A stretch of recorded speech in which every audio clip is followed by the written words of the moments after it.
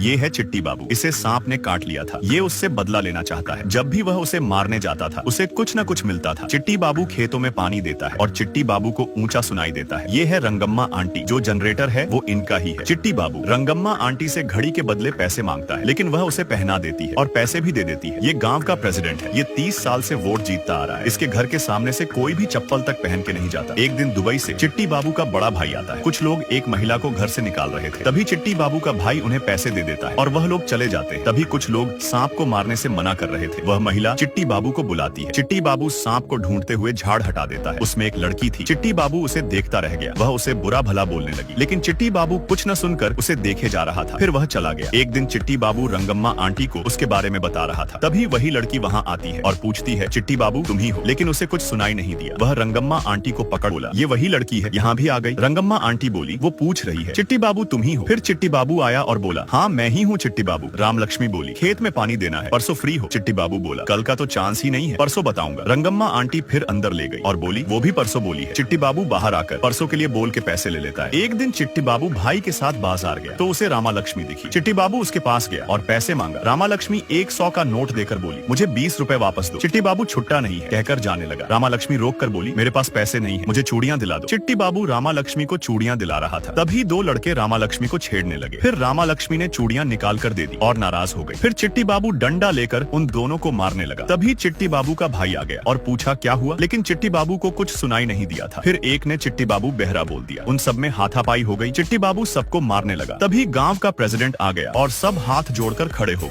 रामा लक्ष्मी ने मारा चिट्टी बाबू को थप्पड़। दरअसल जब चिट्टी बाबू जा रहा था, रामा लक्ष्मी आकर बोली, मेरे घर वाले मेरे लिए लड़का ढूंढ रहे हैं, क्या तुम मुझसे शादी करोगे? अगर हाँ तो मैं बाबूजी को बता दूंगी। लेकिन चिट्टी बाबू और बहुत काम है कहकर चले गए। फिर वहाँ पहुंचकर एक लड़के से रामा लक्ष्मी ने क्या कहा था पूछने बोला। उसने बताया, वो पूछ रही थी तुम उससे शादी करोगे? अगर हाँ तो आज रात तक बता दे। चिट्टी बाबू खुश हो गया। फिर रात को चिट्टी बाबू रामा लक्ष्मी के घर जाता है। वहाँ पर उसने बहुत सामान गिरा दिया, लेकिन उसे कुछ सुनाई नहीं दिया। चिट्टी बाबू आगे गए तो सब उठ गए। फिर चिट्टी बाबू रामा लक्ष्मी को बाहर बुलाया। रामा लक्ष्मी आकर चुपचाप खड़ी हो गई। चिट्टी बाबू, मैं तुमसे प्यार करता हूँ कहने लगा और किस करने गया तो रामा लक्ष्मी ने उसे हटा दिया। चिट्टी बाबू ने देखा सब उठ चुके हैं। चिट्टी बाबू उसके पापा से बोला, मैं और रामा लक्ष्मी एक दूसरे से प्यार करते हैं। चिट्टी बाबू रामा लक्ष्मी को बताने का, लेकिन रामा लक्ष्मी ने थप्पड़ मार दिया। फिर वह चिट्टी बाबू को बाहर कर दिया। तभी कुछ लोग आए। एक लड़का बोला, ये कुछ गलत करने आया होगा। फिर चिट्टी बाबू को पकड़कर पूछने लगा। तभी रंगम्मा आंटी आई और बोली, ये दोनों प्यार करते हैं। तभी बात करने आ गया। फिर वह रंगम्मा आंटी को गलत बोल दिया। चिट्टी बाबू उसे एक थप्पड़ मार देता है और चले जाता है। चिट्टी बाबू ने बचाई बुजुर्ग की जान। जब चिट्टी बाबू जा रहा था, चिट्टी बाबू पूछा, चाचा कैसे हो? वह बोला, सोसाइटी वालों ने जमीन छीन ली, अब मरने के अलावा कोई रास्ता नहीं है। चिट्टी बाबू बोला,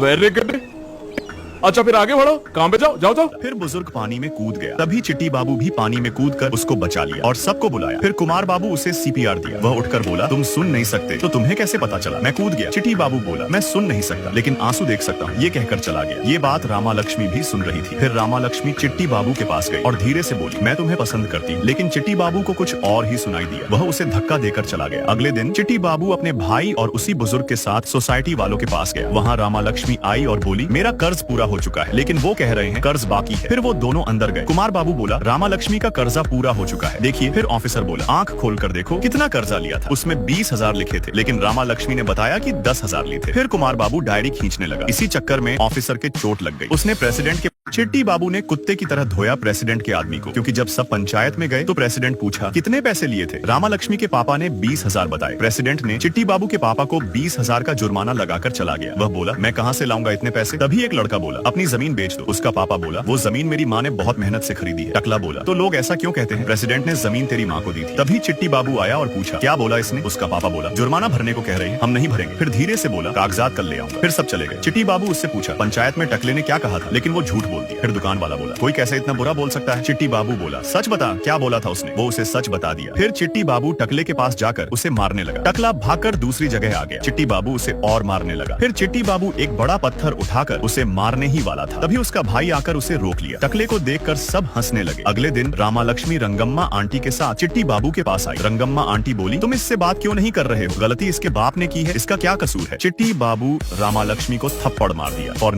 पुलिस वाले ने पीटा चिट्टी बाबू को, क्योंकि जब चिट्टी बाबू रामा लक्ष्मी को थप्पड़ मारता है और बोलता है ये प्यार व्यार नहीं करती, ये नाटक है इसका। तभी दो पुलिस वाले आकर चिट्टी बाबू को ले जाने लगे। रामा लक्ष्मी चिट्टी बाबू को किस कर दी, चिट्टी बाबू भी उसे किस कर दिया। फिर दोनों उसे पुलिस स्टेशन ले गए। एसआई उसे प्रेसिडेंट के आदमी को पीटने के लिए मारने लगा। तभी चिट्टी बाबू का भाई आया और उसे छोड़ने को कहा। फिर एक कांस्टेबल बोला प्रेसिडेंट से कहकर अपने भाई को छुड़वा लो। फिर कुमार बाबू प्रेसिडेंट के पास गया और बोला आप एसआई से बात कर लीजिए, वो आपके कहने पर मेरे भाई को छोड़ देगा। लेकिन वो उसकी न सुनकर चला गया। जब चिट्टी बाबू सो रहा था, एक कांस्टेबल बोला उठो तुम्हारी जमानत हो गई है। फिर चिट्टी बाबू बाहर आया और पानी पीने लगा और जानवर की तरह खाने लगा। फिर कुमार बाबू चिट्टी बाबू को वोट में खड़ा होने के लिए गया। जैसे ही उसने गांव का नाम बताया, वो ये सुनते ही उन्हें घूरते हुए अंदर चला गया। तभी एक अधिकारी आया और बोला प्रेसिडेंट पद के लिए नॉमिनेशन के लिए आए हो, इसका मुझे सालों से इंतजार था। फिर दोनों प्रेसिडेंट के पास गए। कुमार बाबू बोला गाँव वाले एक ही प्रेसिडेंट से पक चुके हैं, इसलिए मैं प्रेसिडेंट पद के लिए खड़ा हुआ हूँ, बस हम यही बताने आए हैं। ये कहकर दोनों चले गए। प्रेसिडेंट को बहुत गुस्सा आया। चिट्टी बाबू के भाई ने ली दुश्मनों की मदद। ऐसा इसलिए हुआ क्योंकि जब वह नॉमिनेशन के लिए वोट मांग रहे थे, कोई वोट देने को तैयार नहीं था। उन्होंने सोसाइटी वालों को भी सबक सिखाया, लेकिन अब भी कोई तैयार ना था। हारकर दोनों घर चले गए। उनके पापा ने कहा ऐसे वक्त में दुश्मनों से मदद मांग लेनी चाहिए। तभी दोनों काशी के पास गए। कुमार बाबू ने उसे समझाया और वो वोट देने को तैयार हो गया। इसी बीच रामा लक्ष्मी की शादी तय हो गई। तभी चिट्टी बाबू वहाँ आया और दूल्हे को भगाने लगा। रामा लक्ष्मी का पापा बोला मैं प्रेसिडेंट से पैसे ले आऊंगा, तुम अपने भाई से नॉमिनेशन वापस लेने कहो, तब अपनी बेटी तुम्हें दूंगा। चिट्टी बाबू बोला नहीं चाहिए तेरी बेटी ना ही पैसे, लेकिन वोट भैया को ही देना होगा। ये कहकर बाहर जाकर जश्न मनाने लगा। फिर चिट्टी बाबू रात को रंगम्मा आंटी के पास गया। रंगम्मा आंटी उसे पकड़कर अंदर लाई और बताई कि मेरे पति ने तुम्हारे भाई की तरह नॉमिनेशन भरा था, लेकिन जब दुबई से लौटे तो प्रेसिडेंट के आदमियों ने उन्हें मार दिया। तुम्हारे अकल मर चुके हैं। चिट्टी बाबू की आंख भर आई। रंगम्मा आंटी ने कुछ लोग और बताए जो मारे गए और बोली कहीं तुम्हारे भाई का वही हाल ना हो। चिट्टी बाबू ये सुनकर डर गए। अगले दिन एमएलए उनके गाँव आया। ये वही है जिसने चिट्टी बाबू की जमानत कराई थी। चिट्टी बाबू को डर था उसके भैया को कुछ हो ना जाए।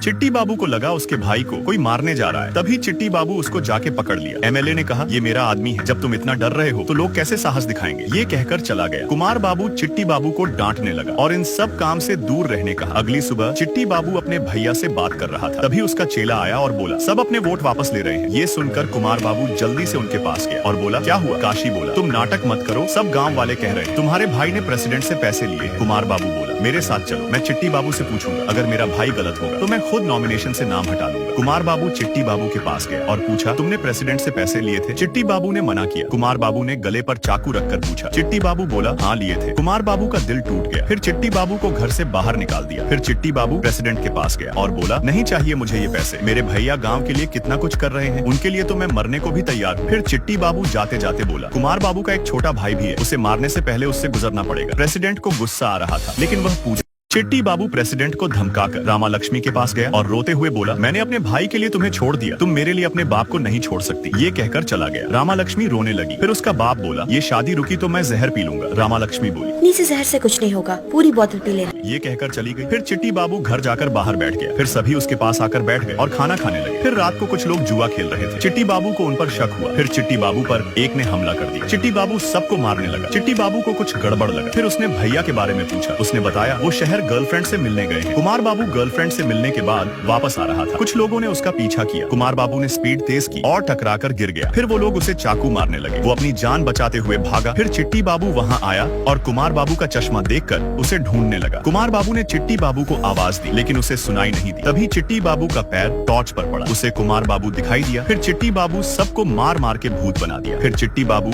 कुमार बाबू को हल्दी लगाने के लिए रुका। चिट्टी बाबू जैसे ही हल्दी लाया, उसने देखा चिट्टी बाबू हल्दी लाया तो उसने देखा कुमार बाबू को किसी ने मार दिया। चिट्टी बाबू ने हल्दी लगाई, लेकिन वो कुछ कह रहा था। चिट्टी बाबू को सुनाई नहीं दिया। तभी वो मर गया। फिर चिट्टी बाबू उसे घर लेकर गया। उसे देखकर सब रोने लगे। फिर चिट्टी बाबू गांव के साथ प्रेसिडेंट के घर गया, पर वो वहाँ नहीं था। चिट्टी बाबू को गुस्सा आया। फिर सब पूजा करने गए। वहाँ चिट्टी बाबू ने देखा जो कुमार बाबू कह रहा था। उनके होंठ वैसे ही हिल रहे थे। फिर चिट्टी बाबू नारायणा कहते हुए चिल्लाया। फिर चिट्टी बाबू साइकिल पर जा रहा था। तभी एमएलए का रास्ते में एक्सीडेंट हो गया। चिट्टी बाबू उसे हॉस्पिटल ले गया। वो कोमा में चला गया। डॉक्टरों ने भी जवाब दे दिया था, लेकिन चिट्टी बाबू एमएलए की रोज सेवा करता था। एक दिन एमएलए कोमा से बाहर आ गया। चिट्टी बाबू ने देखा और बाहर चला गया। डॉक्टर उसके पास आए और बोले ये सब तुम्हारे वजह से हुआ, बस 2 महीने और फिर वो दौड़ने लगेंगे। फिर 2 महीने बाद चिट्टी बाबू एमएलए के पास गया और एमएलए से बोला कुछ बात करनी है। फिर एमएलए ने सभी को बाहर निकाला और प्रेसिडेंट के बारे में पूछा। चिट्टी बाबू बताया वो उसे पहले ही मार दिया। फिर बोला ऐसे आदमी को मारना जायज नहीं था। एमएलए बोला बिल्कुल जायज था। फिर चिट्टी बाबू बोला लेकिन आपका मेरे भैया का मारना तो जायज नहीं था। एमएलए बोला ये क्या? एमएलए बोला ये क्या बक रहे हो, मैं तुम्हारे भैया को क्यों मारूंगा? मारूंगा। चिट्टी बाबू बोला, वही मैंने सोचा, आप मेरे भैया को क्यों मारोगे? मेरे भैया जाने से पहले कुछ कहा था, लेकिन मुझे सुनाई नहीं दिया, पर भगवान ने मुझे रास्ता दिखाया। उस दिन कुछ लोग गीत गा रहे थे, मेरे भैया ने जो कहा था वो एक जैसा था, श्रीमा नारायण, लेकिन रंगस्थलम में इस नाम का कोई नहीं, पर मैंने वो नाम आप ही के मुंह से सुना था। मेरे भैया को श्रीमा नारायणा से मरवाया था, इसलिए मैंने उसे मार दिया, लेकिन जाते जाते मुझे उसने सब बता दिया। मेरे भैया आपकी छोटी बेटी से प्यार करते थे, ये आपको पता चल गया। बिना किसी संबंध के मेरी जमानत करवाई और भैया से